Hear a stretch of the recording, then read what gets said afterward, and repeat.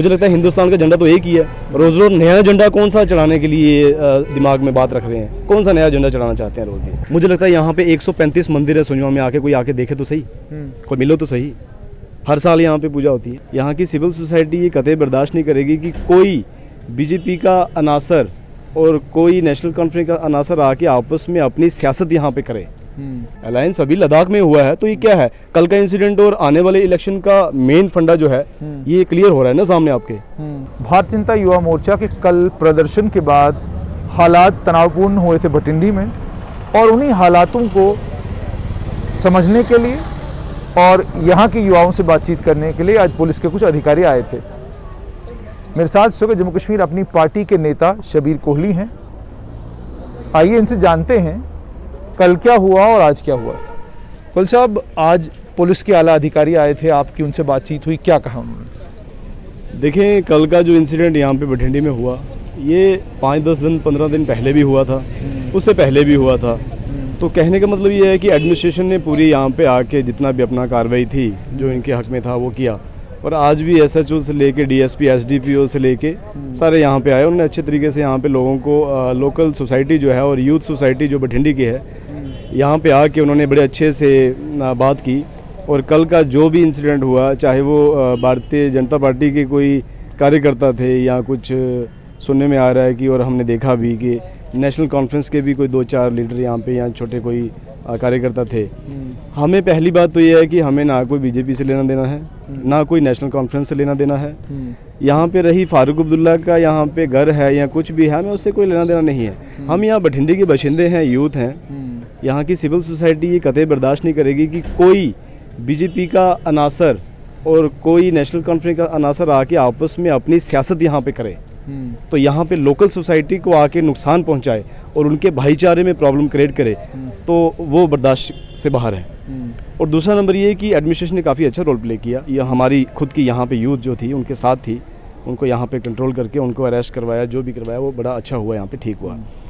Main मकसद ये है कि इलेक्शन का टाइम भी है और इससे पहले भी चाहे 6-7 महीने कुछ पार्टियाँ अरेस्ट थीं और बीजेपी ने भी उनको थोड़ा सा, मुझे लगता है कि अब इलेक्शन के टाइम में क्लियर ये आपसे कहना चाहता हूँ, जे लोग जो देखने वाले हैं वो कुछ और समझते हैं कि ये चाहे बीजेपी आ रही है झंडा चढ़ाने के लिए आ रही है, इलेक्शन का टाइम है। तो मुझे लगता है कि सबसे ज़्यादा राष्ट्रीयवाद जो है वो गुज्जर ही हैं। वो पूरे हिंदुस्तान के अंदर हिस्ट्री बताती है, हमें बोलने की ज़रूरत नहीं है। गुज्जर तो हाँ, गुज्जर जो है वो पूरा राष्ट्रवादी है। चाहे वो फॉरेस्ट को देख लीजिए, उनकी हिफाजत गुजरों ने की है, चाहे बॉर्डर देख लीजिए, उनकी हिफाजत गुजरों ने की है। आज क्या कहा? तो ये क्या, पुलिस ने एक इंश्योरेंस दिया है कि जो यूथ है यहाँ का वो आपस में, जो कल का जो इंसिडेंट था कि बाहर से जो कोई ये युवा मोर्चा के कोई लोग आ गए, कुछ और आ गए, तो ये एक प्लान था उनका। ये मुझे लगता है कि नेशनल कॉन्फ्रेंस के साथ भी प्लान हो सकता है, जैसे कि बीजेपी के साथ। आप कह रहे हैं उनकी मिली भगत है? ये मिली भगत है, क्योंकि देखिए नेशनल कॉन्फ्रेंस और बीजेपी का अलायंस अभी लद्दाख में हुआ है, तो ये क्या है? अलायंस अभी लद्दाख में हुआ है तो ये क्या है? कल का इंसिडेंट और आने वाले इलेक्शन का मेन फंडा जो है ये क्लियर हो रहा है ना सामने आपके। तो ये लोगों को बेवकूफ़ बनाने वाली सियासत मुझे नहीं लगता कि भटिंडी के नौजवान आज क्या क्या इंश्योरेंस दिया है पुलिस ने आपको? उन्हें ये इंश्योरेंस दिया है कि कहीं अभी बहुत साइड जो कंप्लेन है जो कुछ वो मतलब वो ठीक से देखेंगे। तो मुझे लगता नहीं है कि अब हम अपने घर में भटिंडी में यहाँ बैठे हैं, कोई भी आएगा तो कोई भी रोज़ आके, तो मुझे लगता है हिंदुस्तान का झंडा तो एक ही है। रोज़ रोज़ नया झंडा कौन सा चढ़ाने के लिए दिमाग में बात रख रहे हैं? कौन सा नया झंडा चढ़ाना चाहते हैं रोज़ ही?